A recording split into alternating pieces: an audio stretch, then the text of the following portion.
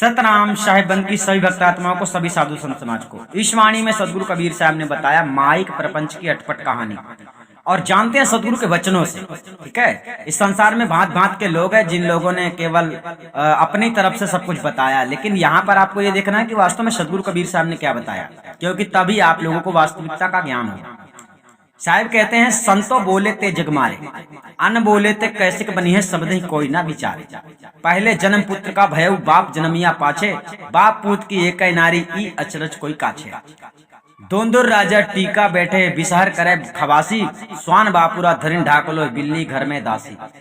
Car दुकार कर कर आगे बैल करे पटवारी, कहाँ कबीर सुनो हो संतो भय से न्याव निवेरी। ठीक है, अब यहाँ पर समझते हैं माई प्रपंची की अटपट कहानी सदगुरु कबीर साहब ने यहाँ पर बताई है। चलिए जानते हैं। सदगुरु कहते हैं कि संतो, जो मैं सत्य उपदेश करता हूँ तो जगत के पक्षपाती अज्ञानी लोग मारते हैं और मेरे साथ झगड़ा करते हैं, अतः बिना कहे कैसे बनेगा, अर्थात बिना उपदेश किए कैसे बोध होगा। सत्य उपदेश करने पर भी तो मेरे शब्दों को कोई नहीं विचार करता है। ध्यान रखिए, जो लोग सदगुरु कबीर साहब के शब्दों पर विचार नहीं करता, जो लोग सदगुरु कबीर साहब के खिलाफ जा रहा है, तो समझ लेना वो अज्ञानी पक्षपाती है और उसे मोक्ष मिल जाएगा, ये संभव नहीं। विचारणीय विषय यह है कि प्रथम जीव रूपी पुत्र का जन्म हुआ है। ध्यान रखना, यहाँ पर वाणी लिखा है, पहले जन्म पुत्र का भय बाप जन्मिया पाछे। ठीक है, ये समझ में सबके नहीं आता, लेकिन यहाँ पर साहब ने क्या कहा है कि प्रथम जीव रूपी पुत्र का जन्म हुआ है। ठीक है, पीछे ईश्वर रूपी पिता का जन्म हुआ। यानी जब जीव की उत्पत्ति हुई है, जब तक जीव उत्पन्न नहीं होता तब तक ईश्वर यानी पिता का उत्पन्न नहीं माना जाता है। जब तक जन्म नहीं होगा किसी का तब तक वह पिता बन ही नहीं सकता। इसलिए पहले पुत्र का जन्म होता है, इसके बाद ही पिता का जन्म होता है। तो यहाँ पर साहब ने बताया पीछे ईश्वर रूपी पिता का जन्म हुआ, अर्थात जीव ही संसार की रचना को देखकर अनुमान प्रमाणादिकों से ईश्वर की सिद्धि करता है, क्योंकि कार्य को देखकर पीछे कारण का विचार होता ही है। पिता ईश्वर तथा पुत्र जीव की एक ही नारी माया है। ठीक है, इस आश्चर्य को कौन मिटाएगा, अर्थात माया ने जीव और ईश्वर को अपने अधीन कर लिया है। इस माया में भी दो प्रकार का भेद है। शुद्ध तत्व प्रधान विद्या माया, जिसकी उपाधि के कारण ब्रह्मांडी आत्मा निरंजन ईश्वर भाव को प्राप्त हुआ है, और रज तम मिश्रित मिलन सत्य प्रधान अविद्या माया, उपाधि से पिंडी आत्मा जीव भाव को प्राप्त हुआ। इस प्रकार ईश्वर और जीव दोनों आत्माओं को माया ने अपने वश में कर रखा है। ब्रह्मांडी आत्मा ईश्वर निरंजन जड़ प्राकृत रूप जगत का उत्पत्ति तथा प्रलय का करता है। इसलिए जो पांच भौतिक पदार्थों से पालन करे वह जगत पिता ईश्वर, और जिसका पालन करे वह पुत्र जीव कहा जाता है।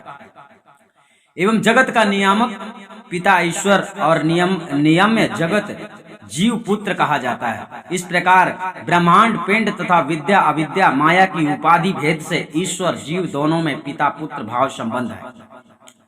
जैसे राजा और प्रजा में पिता पुत्रवत संबंध होता है, उसी प्रकार ईश्वर जीव में पिता पुत्रवत संबंध है। पिंडस्थ आत्म जीव जड़ प्रकृति रूप जगत की उत्पत्ति प्रलय करता ब्रह्मांडस्थ आत्मा ईश्वर की तर्क प्रमाणादि से सिद्ध करता है। उसके पश्चात ईश्वर का अस्तित्व सिद्ध होता है। इसीलिए पहले जीव का पीछे ईश्वर का जन्म कहा गया है, यथा सदगुरु कहते हैं। संतो निरंजन जाल पसारा, स्वर्ग पताल रचो महिमंडल तीन लोक विस्तारा। हरिहर ब्रह्मा को प्रगटायो तीनों दियो सुरभारा, माया फांस फसाए जीव सब आप बनो करतारा। जगत की रचना में निरंजन संयुक्त आद्या माया से सर्वप्रथम ब्रह्मा विष्णु शिव उत्पन्न हुए। जब जगत रचना देखा तब विचार किया कि इसका कर्ता कौन है तथा हमारा पिता कौन है। तत्पश्चात उनको माता आद्या देवी के द्वारा ही जगत कर्ता तथा अपने निरंजन ईश्वर का ज्ञान प्राप्त हुआ। वही सदगुरु ने बीजक ग्रंथ में भी कहा है। ठीक है, अर्थात यहाँ पर सदगुरु ने क्या कहा, प्रगटे ब्रह्म विष्णु शिव शक्ति प्रथम भक्ति कीन जीव व्यक्ति, कहे अष्टंगी सुनहु रे बारा, अलख निरंजन पिता तुम्हारा। ये बीजक का शब्द है और आपको बीजक की शब्द देखने को मिल रहा है, लेकिन फर्क ये है कि बीजक की जो वाणियां जो हैं कुछ मूल वाणियां हैं जो यहाँ पर सदगुरु ने बताया। इस विचार से भी ब्रह्मा विष्णु शिव ये जीव और पिता ईश्वर निरंजन है। अतएव उक्त देवों ने अपने को जीव भाव से उस ईश्वर निरंजन की भक्ति की। अतः वह आद्या देवी ईश्वर निरंजन की नारी शक्ति रूप तो है ही, किंतु उसने अपने ही रूप के अनुसार 3 कन्याओं को उत्पन्न कर उक्त तीनों पुत्रों को भी वर लिया।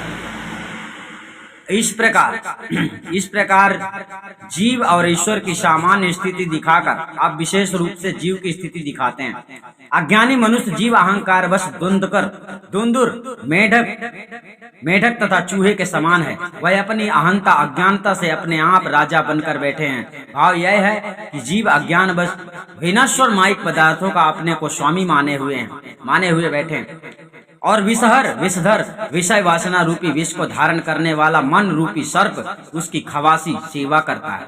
अब विचार करिए कि सर्प सेवक की सेवा से मेढक तथा चूहा रूप स्वामी की भलाई कैसे हो सकती है। अर्थात आपको समझना चाहिए कि सर्प जो है मेढक को खा जाता है। तो यहाँ पर मन से रास्ता अपनाने वाले, सतगुरु की भक्ति ना करने वाले, अब मनमानी करने वाले मरना ही है उनको निश्चित, क्योंकि सर्प मेढक तथा चूहा को निगल जाता है। यह भी एक आश्चर्य ही है कि अज्ञान रूपी श्वान बुद्धि रूपी पृथ्वी को आच्छादित किए है और कुबुद्धि रूपी बिल्ली हृदय रूपी घर में दासी बनकर रहती है। पूर्वोक्त अहंकार युक्त अज्ञानी जीव रूपी राजा के मन रूपी कागजकार बही खाता के लिखने वाले कारकुंड आगे मुनीम के आगे अहंकार रूपी बैल पटवारी का काम करता है। सतगुरु कबीर साहब कहते हैं कि हे संतो सुनिए, इन सब के कारोबार में भय से अज्ञानी अभिमानी वंचक गुरु वंचक गुरु जो अज्ञानी गुरु होते हैं उनके लिए यहाँ पर भैंसे का प्रयोग किया गया। अज्ञानी अभिमानी वंचक गुरु लोग न्याय का निवेरा फैसला करते हैं, क्या गलत है क्या सही है। ऐसे लोग जो भैंसे के जैसे हैं, यानी कि जिनको कुछ भी नहीं ज्ञान। ऐसी स्थिति में इस राजा का भला कैसे होगा। भाव ये है कि संसार में जैसे किसी राजा के यहाँ एक मुनीम और दूसरा पटवारी होता है, वे दोनों मिलकर यदि प्रजा से जो कुछ कर वसूल करें वह अपने ही पास रख लें, राजा को ना दें, और न्याय करने वाला भी घूस लेकर पक्षपात करके इनके हित में फैसला करे, तब उस राजा का कल्याण नहीं होता है। वैसे ही अज्ञानी अहंकार जीव राजा है, मन उसका मुनीम है और बैल के समान अभिमानी दंभी स्वार्थी वंचक गुरु लोग न्यायाधीश हैं। वे जीव के विपरीत न्याय करते हैं, अर्थात सत्य अध्यात्म मार्ग से वंचित असत्य उपदेश करते हैं। ऐसी स्थिति में जीव का कल्याण कैसे हो सकता है। जीव अज्ञानी है, मन तथा अहंकार आदि उसके कारवारी हैं। सत्य अध्यात्म पथ से अनभिज्ञ वंचक गुरु लोग अपने वागजाल में उसको फंसा लेते हैं। अज्ञानी जीव उन्हीं के कहने के अनुसार आचरण करते हैं, सतगुरु के सत्य उपदेश को नहीं मानते हैं। ये सब निरंजन की माया का आश्चर्यजनक खेल है।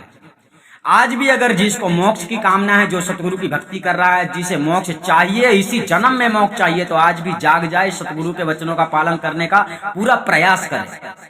वरना कोई ऐसा नहीं सोचेगा कि पाखंडी गुरु के वचनों को लेकर कोई संसार से निकल जाएगा, ऐसा कभी नहीं हो सकता। कहाँ कबीर कासो कहूँ सकलो जग अंधा, सांचे से भागा फिरे झूठे से बंधा।